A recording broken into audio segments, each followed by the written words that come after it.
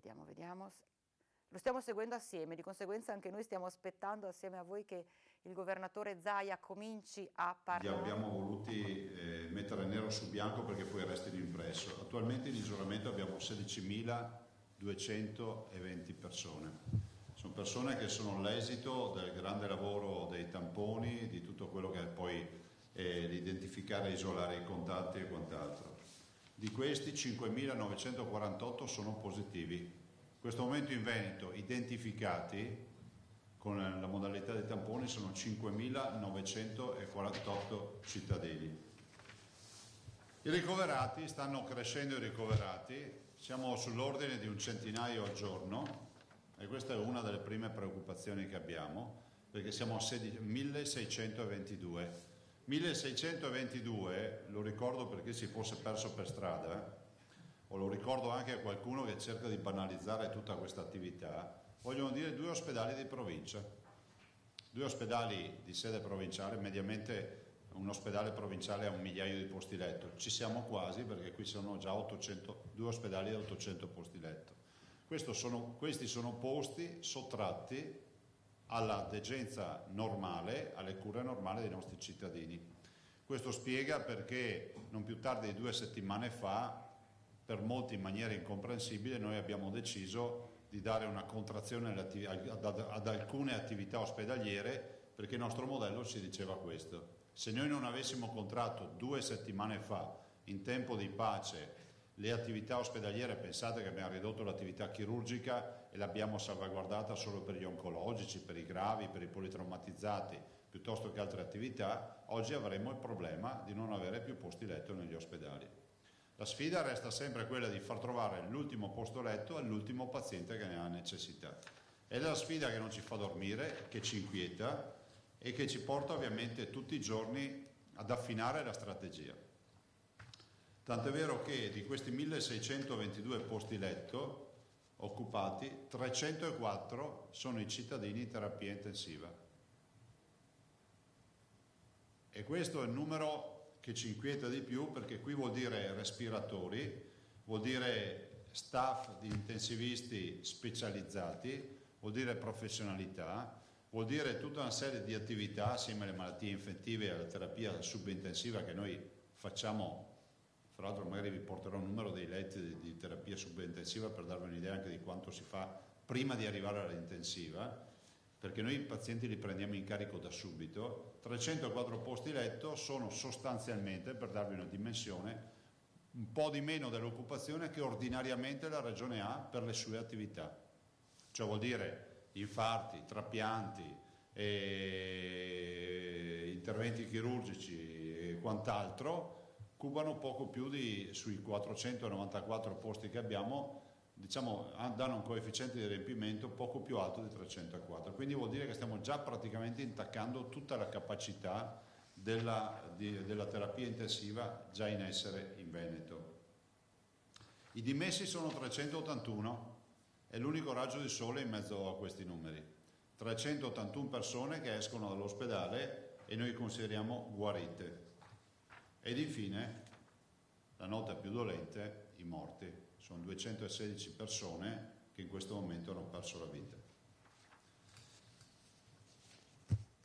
Oggettivamente non vi posso dire che siamo felici di questi dati e con un'altrettanta obiettività, i veneti penso e spero che abbiano sempre apprezzato la sincerità, a volte anche dura, di questi punti stampa, è quello di dire che noi abbiamo una crescita costante, lenta, che per carità ci permette di essere molto più reattivi e più performanti nelle curve, ma c'è. Arriveremo a un punto che se non si ferma avremo la difficoltà di far trovare un letto libero all'ultimo paziente che ci chiede il letto. Non vogliamo arrivare a questi livelli, per cui ci stiamo attrezzando anche oggi nella riunione di questa mattina con i direttori generali. Vi ricordo che al mattino alle 10:30 noi facciamo sempre una videoconferenza che succede a quella, diciamo, segue a quella della Protezione Civile Nazionale, che è delle 9, e c'è anche oggi nella videoconferenza con i direttori abbiamo parlato di molti problemi, ma soprattutto dei posti letto, E l'emergenza è quella di creare dei posti letto di terapia intensiva, ne abbiamo già 825, ce li abbiamo sulla carta e siamo in attesa di un carico di 50 respiratori che abbiamo comprato in Svizzera, che è per strada, se qualcuno non ce lo blocca per strada ha già passato Milano, e sono 50 nuove speranze di vita, e poi aspettiamo ancora i famosi respiratori che abbiamo chiesto. Noi sapete che siamo una delle 3 regioni maggiormente colpite dal coronavirus, da subito abbiamo chiesto in tutte le riunioni 200 respiratori al governo, quindi alla protezione civile. Ad oggi ne sono arrivati una cinquantina, poco meno di una cinquantina, ad oggi dopo un mese. Siamo molto preoccupati per questo, e non è polemica, ma è un intervento costruttivo per dire che la nostra programmazione si è sempre basata sul fatto che questi respiratori dovevano arrivare. E quindi capite che nell'ottica e nel bilancio degli arrivi dei respiratori è fondamentale che arrivino respiratori. Noi ci siamo mossi, ovvio, in autonomia anche per comprarne. Qualche acquisto è andato a buon fine, però oggi questa è la strategia. E vi dico che abbiamo dato a disposizione agli operatori nel frattempo di provvedere anche alla confisca, brutto termine, al prestito di tutti quelli che sono i respiratori negli studi veterinari. E non vorrei inquietare qualcuno, non è che si usano, il respiratore è una pompa e il device è un altro, nel senso che il tubo e il resto non vorrei che qualcuno pensasse che fosse un unicum. Stiamo parlando della parte meccanica, che la parte meccanica e i respiratori negli studi veterinari sono tutti per uso umano. Ovvio che poi utilizzano dei cateteri, dei tubi che sono rapportati alle trachee e quindi alle anatomie animali, però sono assolutamente respiratori che sono efficienti, e quindi abbiamo un censimento di respiratori, in via prudenziale cominciamo a raccogliere anche quelli. Questo vuol dire lavorare in emergenza. Non stiamo assolutamente esagerando, ma stiamo guardando in faccia alla realtà, che è una realtà che ci porta a dire che oltre ai nostri 825 posti, che a tutt'oggi non sono tutti occupati, dobbiamo prevedere anche che possa essere necessario averne ancora di più. E ve lo dico perché oggi noi dobbiamo ancora chiedere il sacrificio ai veneti. Peraltro dopo vi lascerò uno studio che è stato fatto dal Dipartimento di Informatica del Veneto, e quindi con Agenda Digitale e Azienda Zero, e vi lasciamo questo studio che dimostra che l'ordinanza che ho fatto ha fatto diminuire del 44,6% i transiti nella nostra regione. Perché? Perché abbiamo censito tutti gli spostamenti con il gestore telefonico TIM, ovviamente in maniera anonima, semplicemente guardando gli spostamenti dei telefonini. Non sappiamo di chi sono i telefonini, quindi è un tema, diciamo una lettura macro che ci dice che c'è stata una diminuzione di quasi il 50% degli spostamenti. I veneti si stanno comportando bene, li voglio ringraziare uno ad uno, e i veneti hanno dimostrato di avere rispetto per la propria salute, ma soprattutto avere un grande senso di solidarietà nei confronti del prossimo, di coloro che comunque vivono in questa comunità. Dico veneti, qualcuno mi dice ma tu dici veneti e ti dimentichi degli altri. Per me i veneti sono tutti quelli che sono qui, a prescindere dal fatto che siano nati qui, che siano nati da qualche altra parte, che siano appena arrivati, che siano arrivati da tanto tempo, cioè stiamo parlando a una comunità. E quindi non sto lì a far tante descrizioni. Per me sono tutti cittadini veneti quelli che sono in Veneto. Vi dico che dovremo continuare con le misure, non ho nessuna intenzione di allentare le misure, so che chiedo un sacrificio ai cittadini, però l'unico aiuto che chiedo è che questa cura popolare contro il coronavirus continui ad essere una cura in team. Ringrazio tutti quelli che stanno versando. Ho molti versamenti, devo dire che veramente stiamo raccogliendo tanto, e annuncio anche che avremo dei grossi versamenti nei prossimi giorni che già mi sono stati annunciati, li renderò pubblici. Per oggi voglio ringraziare, guardate, c'è la distinta dei versamenti che è alta così ormai, e sono tutti fogli pieni di nomi e cognomi. Voglio ringraziare il popolo dei Veneti che ha versato 5 euro, 1 euro, 10 euro, 20 euro, 15 euro, veramente ringraziarli di cuore, perché dà una dimensione della chiamata di popolo che c'è su questa partita. Quando uno già si rompe le scatole a digitare quel codice, perché siamo in un paese dove se non digiti un codice che ha 20 cifre non riesci neanche a fare una donazione, vuol dire che uno già dovrebbe essere premiato perché è arrivato a digitare il codice. Se poi per di più ci scrive anche una cifra, secondo me è unica. Vedo nomi anche di bambini, vedo, insomma, li voglio ringraziare, ci metterò un sacco di tempo perché sono migliaia di persone, però li voglio ringraziare tutti uno ad uno, lo farò per iscritto, ci metterò tanto tempo, quindi abbiate pazienza, ma veramente per me chi versa 1 milione o 2 milioni o 5 o 10, perché tali saranno i versamenti che vi annuncerò, vanno assolutamente ringraziati 1000 volte, ma vanno ringraziati 1000 volte anche i bimbi che si privano di un salvadanaio messo da parte, del gelato, di un gioco, e mi scrivono, alcuni scrivono anche letterine e mandano i soldi. C'è anche chi magari il numero non lo digita e manda direttamente 5 euro, ma va bene anche così. Quindi grazie di cuore a tutti, abbiamo bisogno dell'aiuto di tutti in questa fase.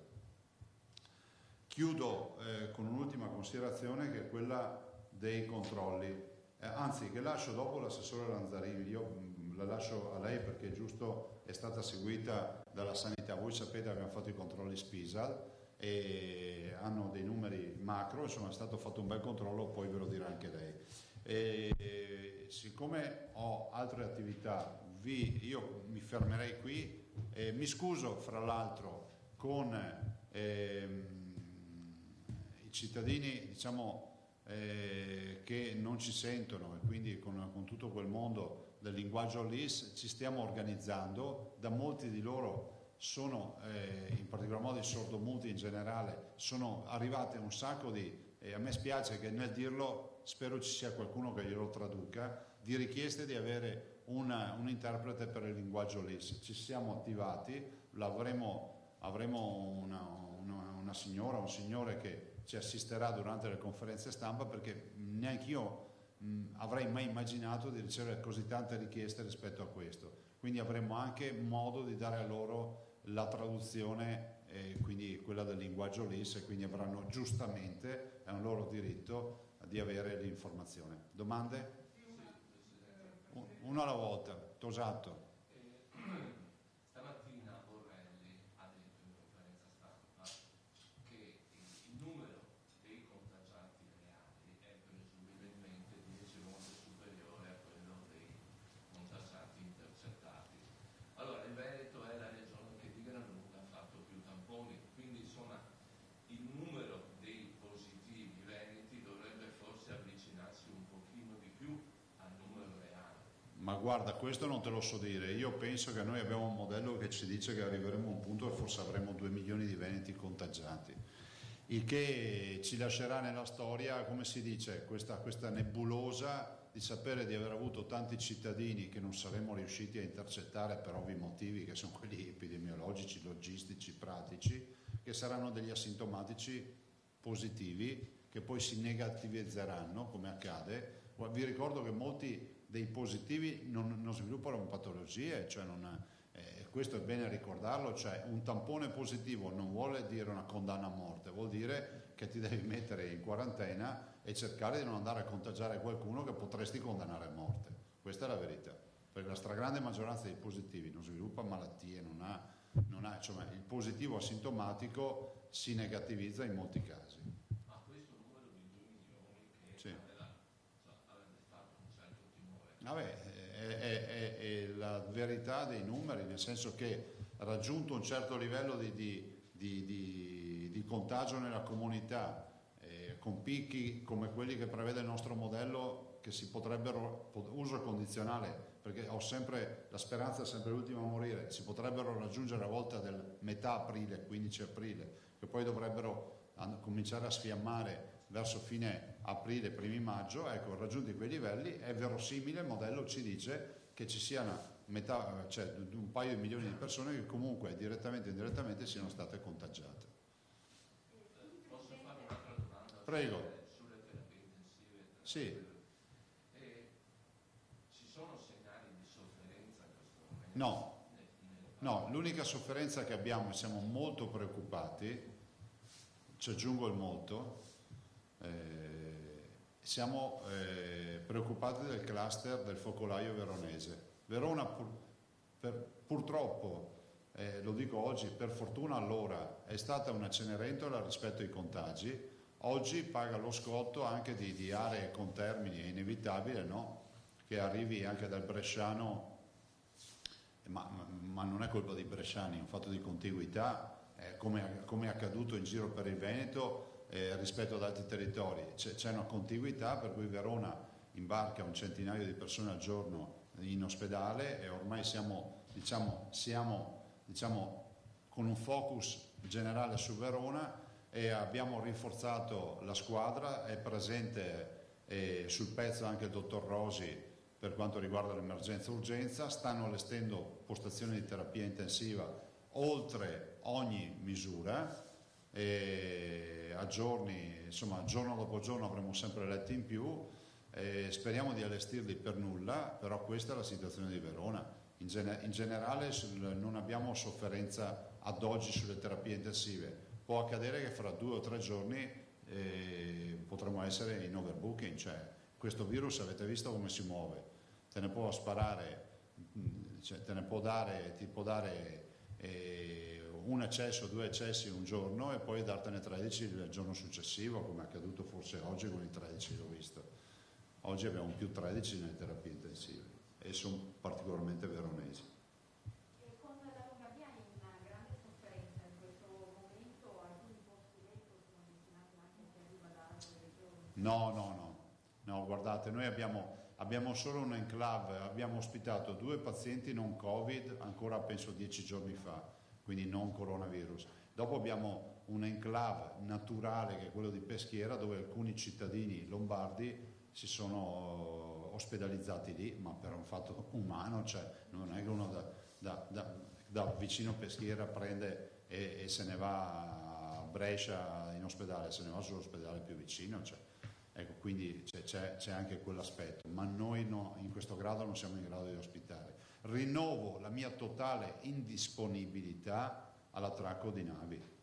Totale indisponibilità dal punto di vista clinico, si sappia che se arrivano navi con persone che hanno bisogno di cure in Veneto, purtroppo, e voglio scandire bene questo purtroppo, perché noi curiamo tutti a prescindere dalla loro razza, dal colore di pelle, dal credo religioso, dalla loro provenienza, ma purtroppo in questo momento il Veneto, che è universalistico nelle cure, non è in grado di garantire cure a nessuno, che siano cittadini africani, americani, cinesi, di qualsiasi parte del mondo. In questa fase non ce la facciamo, è un disservizio che daremmo a loro, nel senso che se qui arriva una nave con malati Covid, si rischia che quella nave diventi una bomba di contagio dove noi non riusciamo assolutamente, non siamo in grado di occuparsene, lo si sappia e ditelo chiaramente, e che non venga venduta come la volontà dei veneti di far sempre gli autonomi. È un fatto coerente di clinica e di pianificazione sanitaria. Oggi noi non abbiamo un letto da dare a qualcun altro, punto. Gli altri presidenti di regione in questo senso si rivolgono al Veneto nei vostri punti quotidiani, preoccupati perché insomma, al sud la situazione potrebbe precipitare. Il tema, guardate, la sfida del sud è la nostra sfida. Io penso che se noi avessimo oggi l'uscita da questa tragedia, da questa emergenza, e il Veneto finisse dicendo ultimo paziente, fine, tutte via le mascherine, non potremmo sicuramente avere il sorriso se sapessimo che ci fosse qualche altra comunità in giro per l'Italia ancora in emergenza. La loro sfida è la nostra sfida.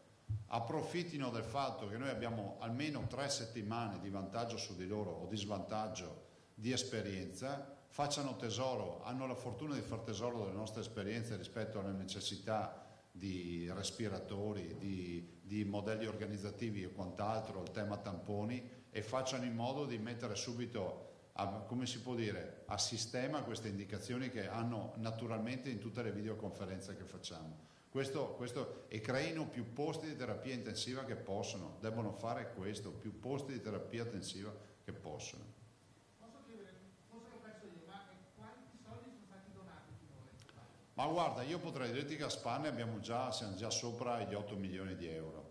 Dopodiché, guarda, penso siano molti di più e ormai andiamo verso la decina di milioni di euro e penso che la passeremo. Abbiamo bisogno, considerate che noi abbiamo oggi una cassa su questa partita che arriva a 50 milioni di euro. Cioè, noi abbiamo comprato quello che in 10 anni non si comprava. Spero che ci sia anche in questo paese, che poi non ci siano, come si può dire, gli strascichi, sempre delle polemiche, delle inchieste, perché guardate, cioè quando tu hai la tua gente che sta morendo, non ti poni il problema di fare il calcolo delle mascherine, se le trovi le compri. Adesso stanno arrivando 13 milioni e mezzo di mascherine, già dal 23 marzo arrivano le prime, abbiamo già questa settimana un arrivo, mi hanno annunciato, delle prime FP3 famose, che sono diventate ormai come si può dire, una sorta di bene rifugio. Se tu hai un FP3 può solo aumentare il prezzo, non diminuire, brutto da dire ma è così, perché ci sono dei delinquenti sul mercato che le trattano così.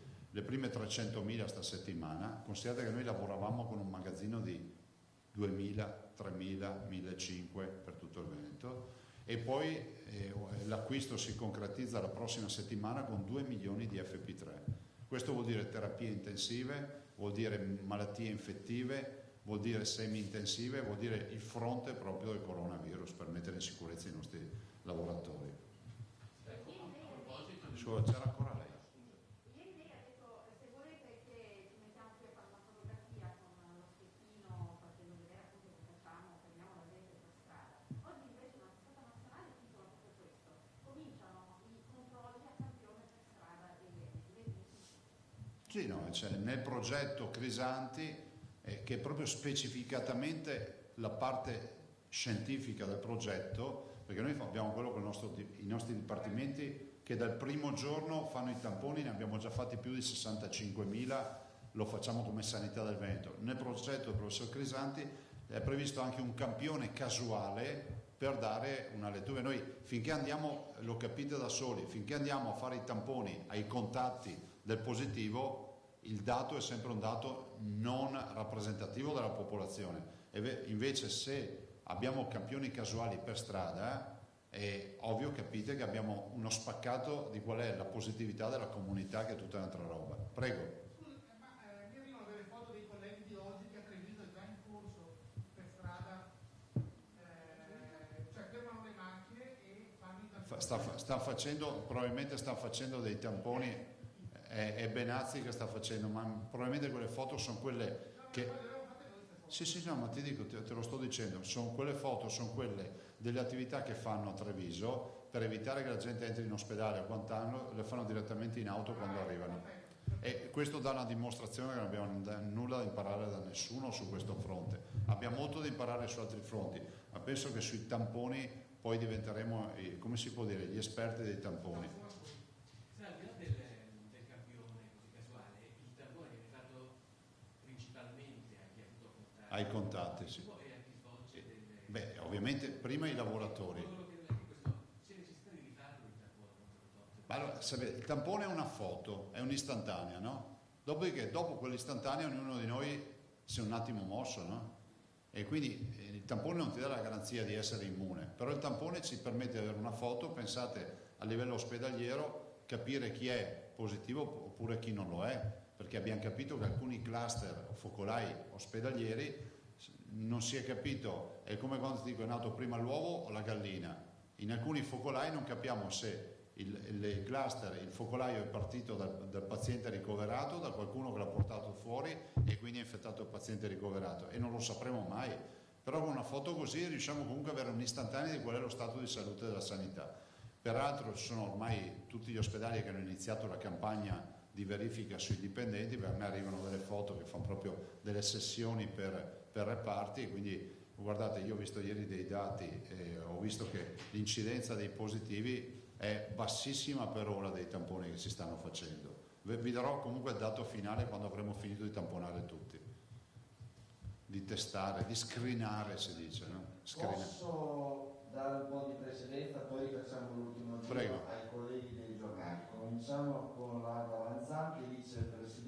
quanti respiratori pensate di reperire dai veterinari? Ma noi abbiamo un censimento che abbiamo nel pubblico, se non ricordo male, una cinquantina ne abbiamo. Ecco, anche qui sui respiratori veterinari non vorrei che qualcuno ci romanzasse sopra. Stiamo parlando di un'attività clinica normale, di macchine normali. È come se chiedessimo, come si può dire, a un ambulatorio veterinario che ci prestasse le provette assettiche che utilizza per i propri campioni. Adesso servono a noi, appunto. Poi quando sarà finita verranno restituite. E Nicolussi Moro, Corriere del Veneto. Il commissario per l'emergenza Arcuri annuncia che da domani nelle regioni più colpite arriveranno 300 medici. Anche in Veneto li attendete? No, a me risulta che verranno mandati in Lombardia. C'è una task force che è stata costituita con un bando nazionale. Non so neanche peraltro se abbiano aderito alcuni medici veneti, ma immagino di no, oppure in maniera residuale. Sì? Chi ha detto? Abbiamo fatto anche gli altri riservati. Quanti ce ne sono che hanno aderito? Non so il numero, non so il numero. Vabbè, ci sarà qualcuno che ha aderito perché magari ha deciso di fare così, ma a me risulta che ci siano regioni tipo Lombardia dove ci sia assolutamente più bisogno. Seconda domanda, la Germania si è resa disponibile ad accogliere degli agenti italiani in terapia intensiva, è un'opzione che lei pensa? Si è resa disponibile come? Dove? Quando? Era sul giornale.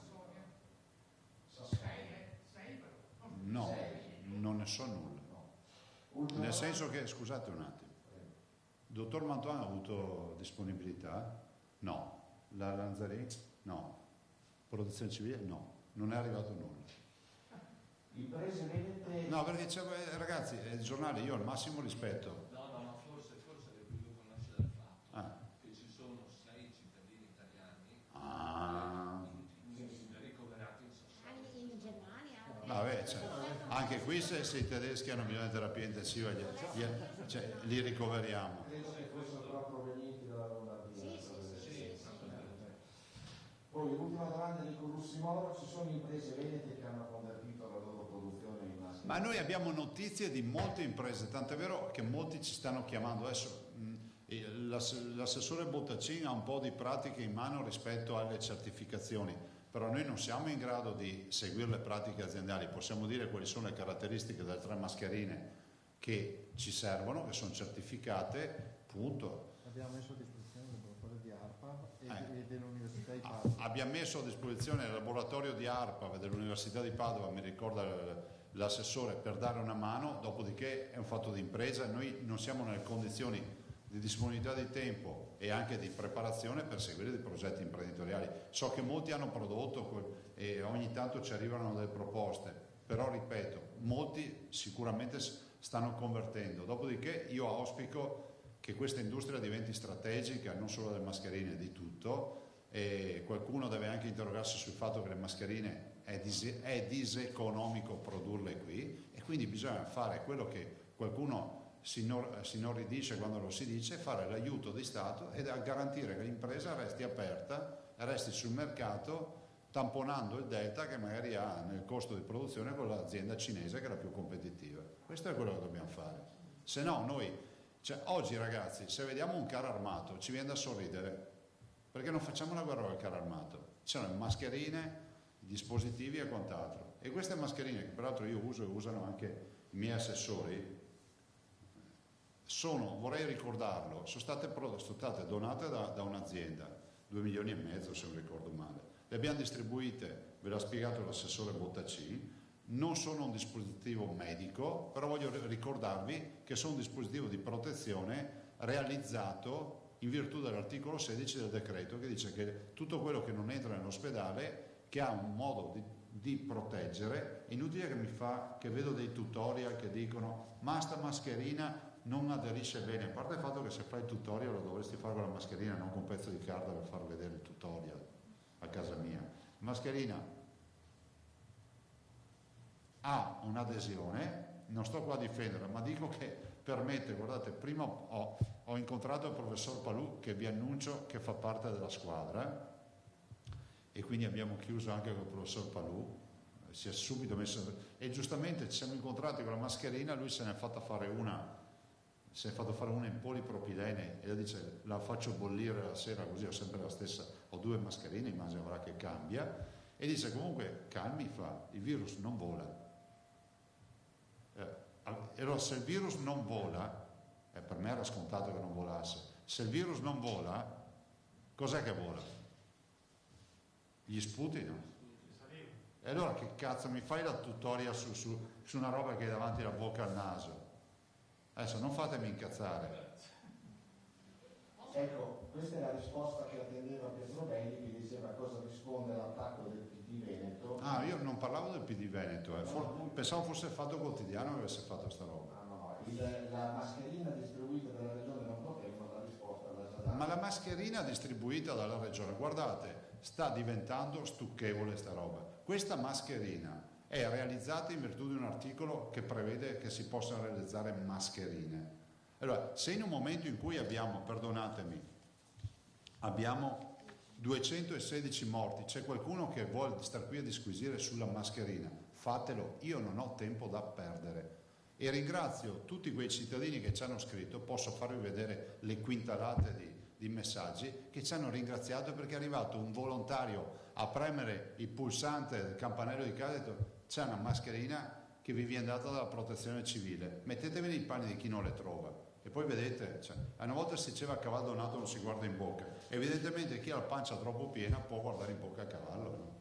Posso dire una cosa sui Un dati? secondo, finisco i colleghi, scusami Massimo, se no poi non ce la facciamo più, poi lo facciamo un altro giro. Buoso Ansa Veneto, in Emilia Romagna la regione ha emanato una direttiva secondo cui i medici positivi al coronavirus ma asintomatici possono tornare a lavorare su base volontaria. Crede che si potrebbe fare anche in Veneto? Guardi, la dobbiamo verificare perché la norma è chiara e dice che ritorna, e c'è proprio una direttiva, ritorna al lavoro il medico asintomatico negativo, con 2 tamponi negativi.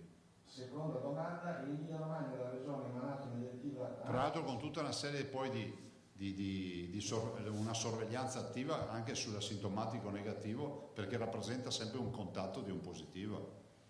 La collega Giacomo del giornale di Vicenza dice la prima il virologo Palù ha dichiarato al nostro giornale che i tamponi a tappeto non servono, ma vanno riservati ai sanitari. Meglio, dice uno studio epidemiologico di seroprevalenza, dice questo. È quello che state affrontando con la regione?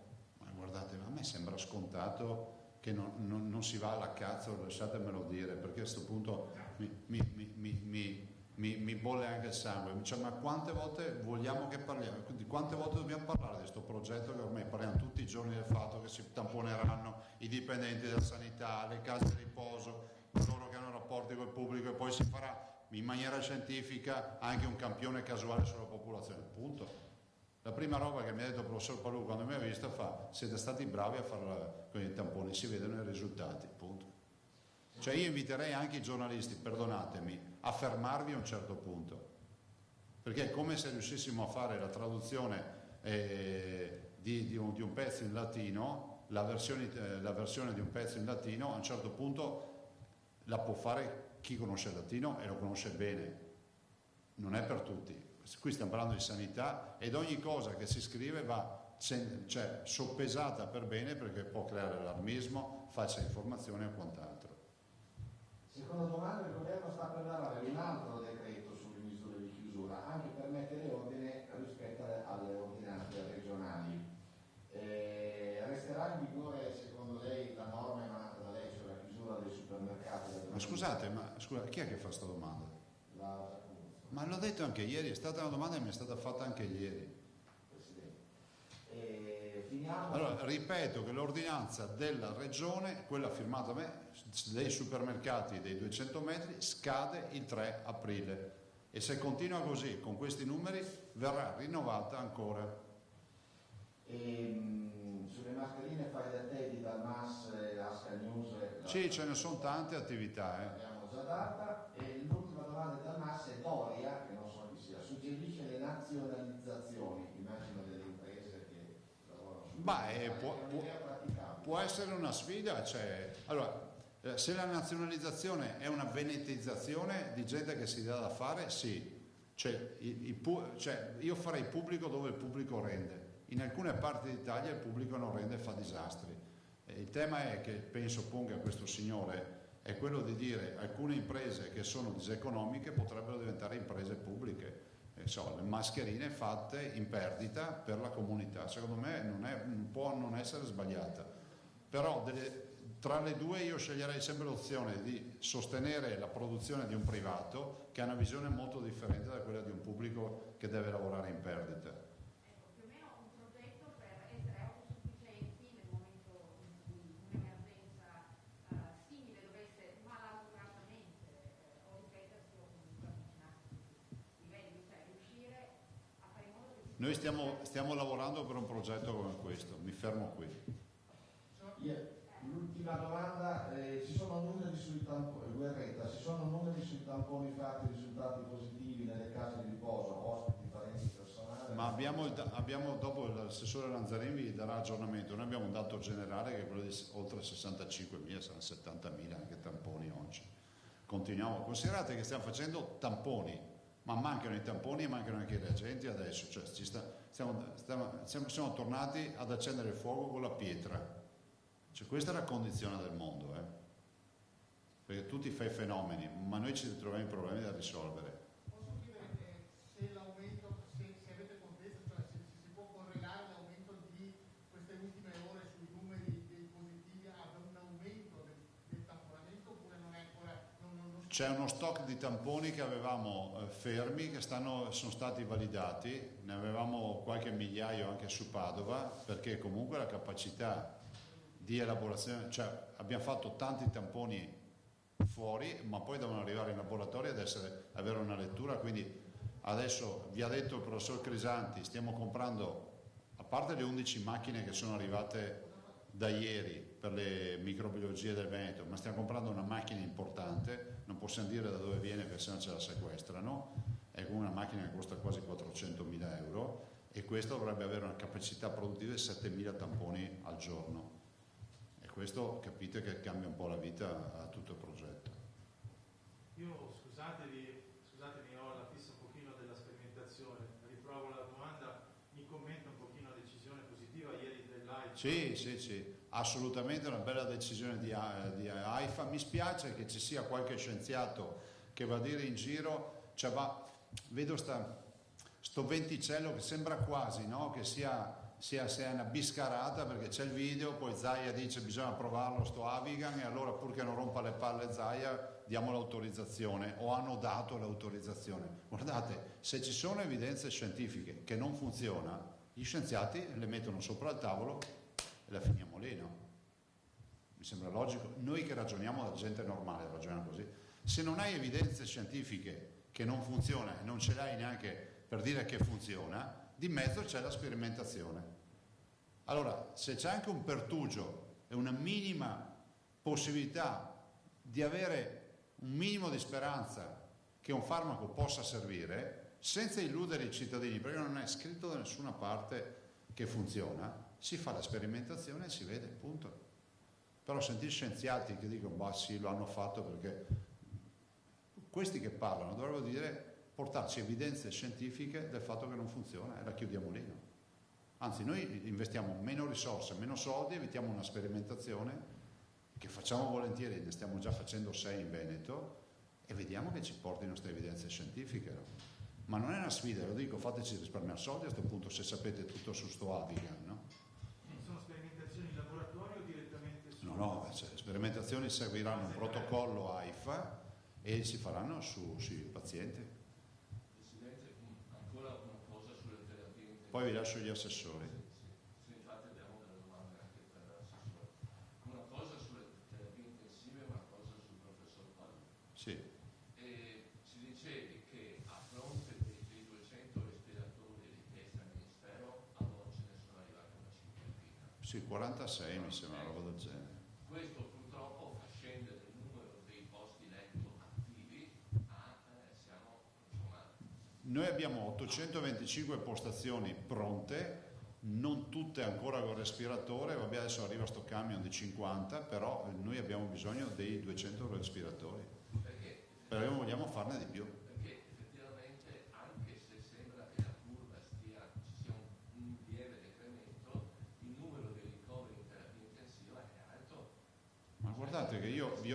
Io vi ho sempre detto che questa non è una passeggiata, non ho mai usato toni trionfalistici, vi ho sempre detto evitate confronti con altre regioni, vi dico che la partita è seria e quando hai la bellezza di 216 morti penso che ci sia da fare qualche ragionamento. Queste sono tutte persone che sarebbero morte in altri tempi, in altri contesti e per altre patologie. Cioè mi sembra che con le rianimazioni c'è ancora un margine, C'è. però il margine è Il margine giorno dopo giorno si restringe. Se mi arrivano i respiratori che mi avevano promesso, lo ampio ancora di più. Stiamo anche testando una modalità di usare un respiratore per 2 pazienti, perché c'è un device che stiamo testando, però ragazzi siamo in emergenza, siamo in guerra e bisogna combatterla fino alla fine. I bilanci facciamoli alla fine. E il professor Palù che compiti? Lui è uno dei più grandi virologi presenti al mondo e quindi si occuperà di questa bestia rara e cercherà di entrarci nell'intimità, di capire che comportamenti ha e di darci indicazioni preziose nel durante e nel post. Quindi sequenziando il virus, isolando il virus e cercando di capire come questo virus, che è un essere vivente, che ragiona, che cerca di sopravvivere, colonizzando il corpo umano, in questo caso, ha sicuramente dei comportamenti che dobbiamo conoscere per utilizzarli per bloccarlo, no? Il professor Palù vi ricordo che ha dei brevetti per dei vaccini, insomma è un virologo, è già al lavoro. Lui peraltro è professore emerito, quindi ne ho parlato anche col correttore, e in più lavorerà anche ovviamente sostenuto dalla regione.